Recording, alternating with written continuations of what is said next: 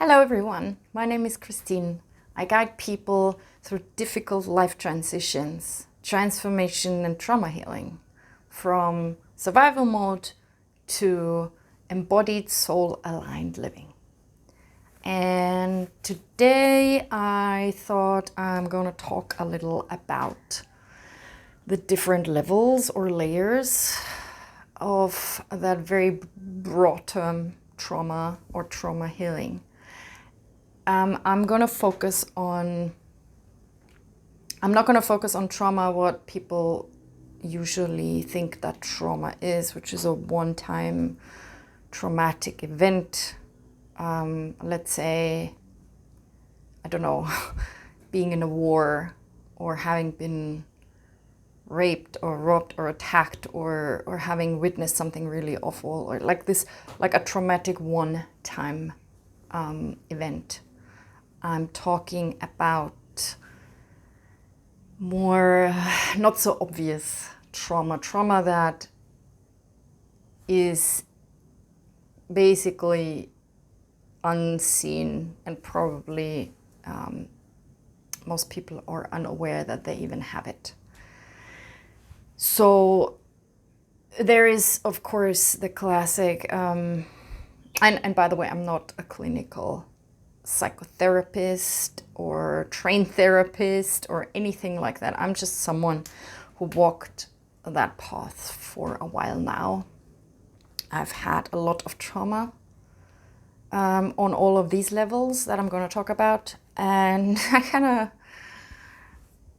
don't know, healed most of it, or maybe all of it now, through figuring it out somehow, and trial and error, and following my soul guidance, following my intuition, following wherever life took me, which was 14 years now, halfway across the world, traveling, living a nomadic life, and going very deep, very, very deep in these layers. And that's what I'm going to talk about too. So there is, and I'm talking again about what I know for myself, that I had lots of complex trauma, which people talk about as childhood trauma or developmental trauma. And I had a severe attachment trauma, which impacted my relationships very negatively, and which was also the root cause for my so-called love addiction. And then there was a lot of other trauma that at first I had no idea of. I knew that something was, because I was a very, very sensitive child, of course, and I was very tuned into these realms, which I didn't know, beyond this 3D reality.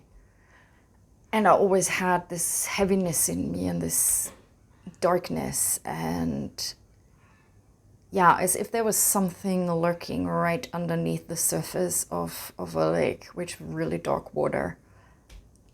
And it was always somehow there, but I didn't want to look at it. I didn't want to feel it. I couldn't put my finger on it. So for the first, 34 years of my life, I was completely unconscious and unaware of it.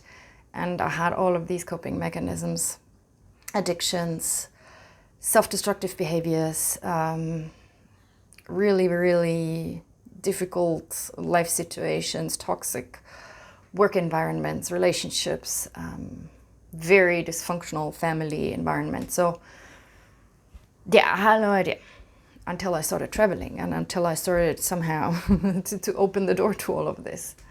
And I did not know it, and I didn't want it. It was like kicking and screaming. The universe dragged me onto that path.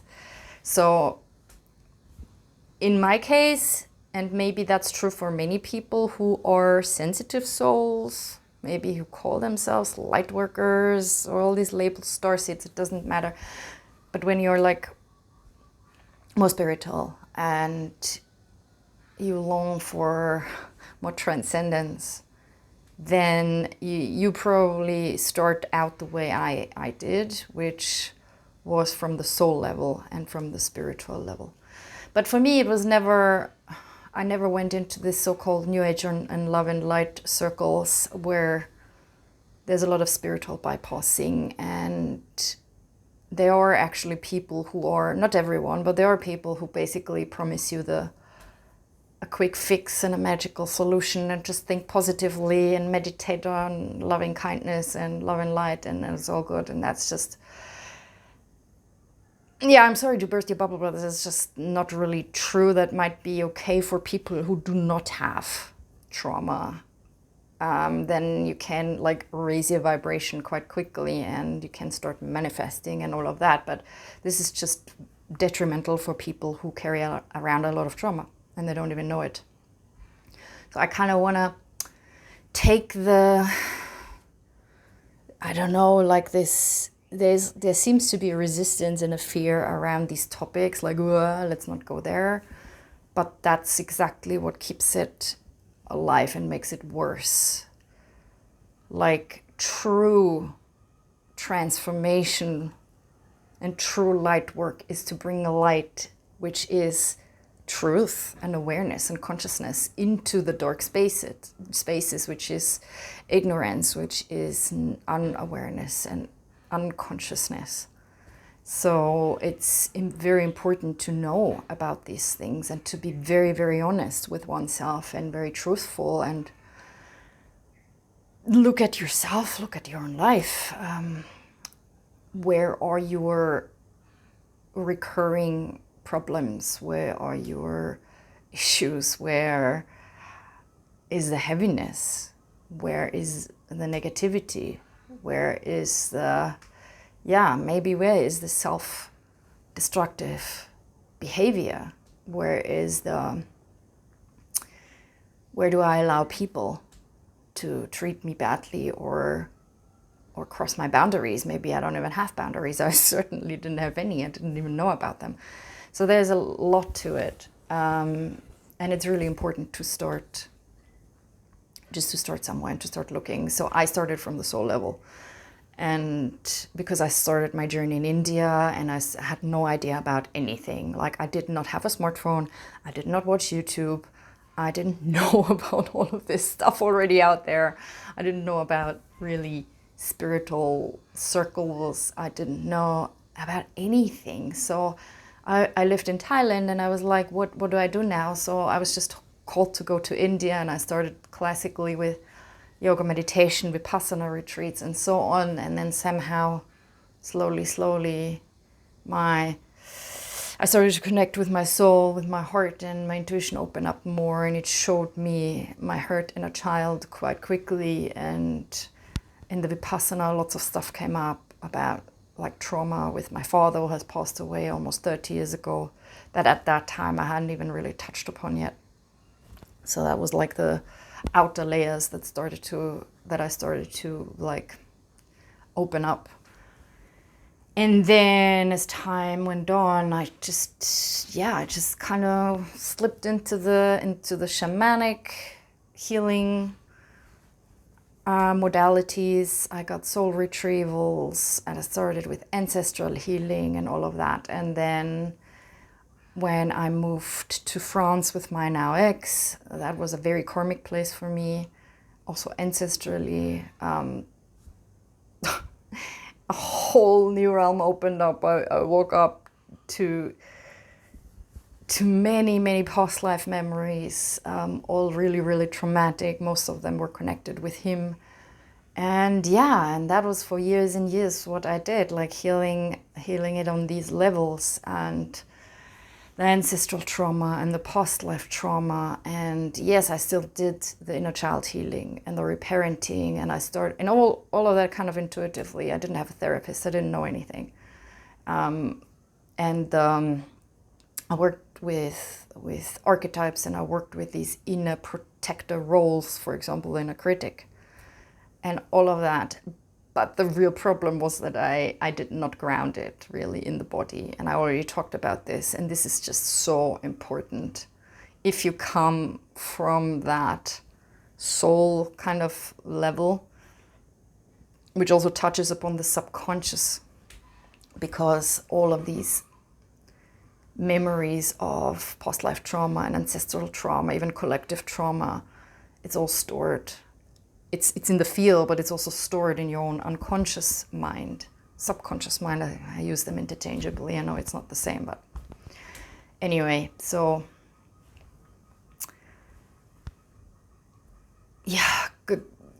Like the missing piece for me was really the body. I neglected the body because of trauma. I was not really inhabiting my body. There was a huge disconnection, dissociation. So this is what I would tell everyone, no matter how you start, even if you start from the mind level, from the psyche level, and you, let's say, start a therapy, like you go to a talking therapy, a psychoanalyst, or whatever. Please be careful that you don't just circle the stuff on that cognitive level. You talk about your childhood over and over, and maybe, yes, you uncover, okay, I have a lot of trauma because my mother did this and my father was like that, and I heard stories about people who had therapy for years and years and years and decades even, and nothing really happened, nothing really healed, because you do not go to these levels where the root cause is. You just stay on the cognitive level in the mind, but that's not where the trauma lives. So you just circle around it, but you don't heal it. So that can be helpful, of course, to understand things. And I'm a very mind heavy person myself. Like I'm very curious. I want to understand things. That's why I went so deep for so long, so many layers, because I wanted to understand what's going on and what's the root cause of all of this. But then you can get lost in there, and you can get lost in the story, and that gives the mind something to bite on, like a dog bone, and it's like, oh, this is the thing, and you identify yourself with that story, with your story, and then there's the danger, the very real danger, that you just get stuck there and the trauma doesn't heal and your life doesn't get better. So if you come from, and that's the next level, the psyche and the mind, then still I would recommend to start doing any kind of somatic work, of body work, especially when there is this sort of dissociation from the body. You don't really live in your body, and if you have that, like I had it, you will know what I mean. Like you're very up there, you prefer the other worlds and not this one. Maybe you have a very scattered mind, you're forgetful, you're chaotic, all of that can be, of course, symptoms of things like ADHD, which I also have, and it's all overlapping anyway. But yeah, this feeling of standing 2 or 3 meters next to your body, but you don't really inhabit your body, and anything body related, for example, expression through the body, like dancing or something, it's difficult, or it's even kind of impossible, and maybe there's a shame around it. So starting to come slowly more and more into your body, and also to ground in your own body and ground yourself into the earth with grounding techniques, with grounding meditations. And I've done that also for many years, and that was already good, but it was still not enough, because I still came from that more soul mind thing of, I think about it, I visualize it, but I didn't feel it. I didn't feel it in the body, and there's a very big difference. It's like talking about swimming and reading about it and watching movies about it, but you can't swim because you've never jumped into the water. So you gotta jump into the water. You gotta come into your body. There is lots of amazing somatic techniques. There's somatic experiencing. There is any kind of body work, any kind of somatic meditation, the Osho dynamic meditations. There is here in Ubud, I started to go to kirtan with singing, opening the voice. That was my start, because that was impossible before. That was a challenge for me. And then I became more comfortable. And then the dancing started, and starting to go to ecstatic dance. That was very healing too. There is trauma-informed yoga out there. I mean, maybe I make a separate video about that, but there's just a lot of stuff that can help you to come into your body. So that is, and I jumped to the lowest level now, from the soul to the physical, to the somatic level. And then of course there is the mental one, the psyche, and then there is the emotional body, which is a big one in trauma healing. So that kind of happens automatically. But again, if you come, let's say, from like the mental cognitive level, and you do therapy where you just talk and talk and talk, and you just talk about whatever happened, but you don't feel it.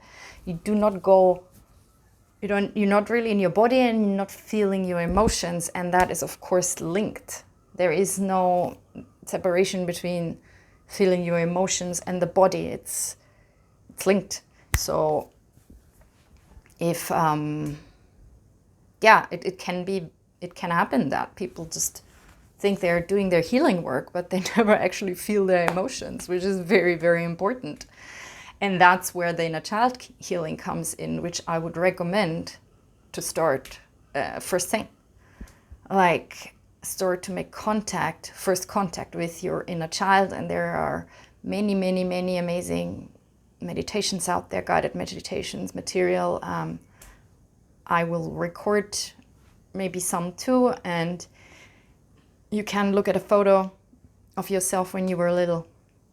If you have no idea how you looked like, and if you have no sense of it, then it's good to look at old photos if you have, and you just close your eyes and you breathe into your heart, and you have the intention to connect with your inner child. And if there is a lot of trauma, if there is a lot of fragmentation, then there might be, for a while, you might have difficulties to even get a sense of your inner child, because you're kind of split off from it for maybe a very, very long time. So that needs a bit of patience.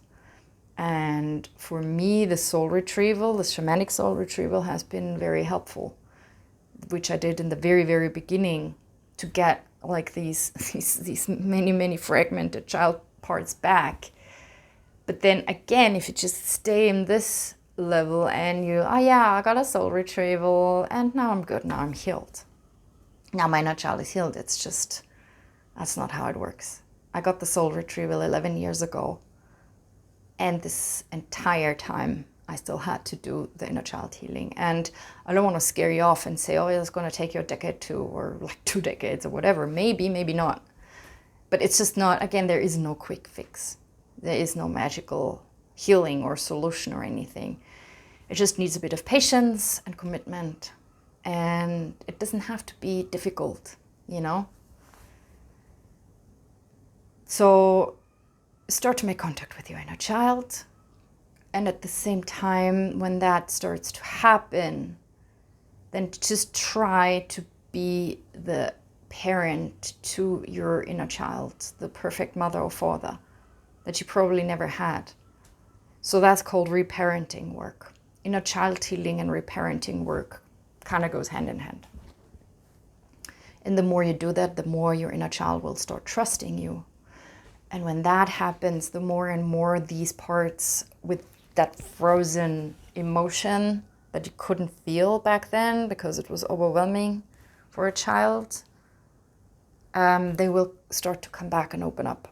And then it's very, very important to not see this as an abstract thing or even as a separate thing, like, okay, for 20 minutes per day I'm doing my inner child meditation and then I go about my day. But be aware what is happening in your life. Where are you triggered? Where are the emotions coming up? Where is the anger coming up, or the fear, or the guilt, or the shame, or the grief, or whatever else it is? And then catch yourself. And if you can, like, go in your in a quiet space, in a room or something, and just breathe and feel and try to see your inner child.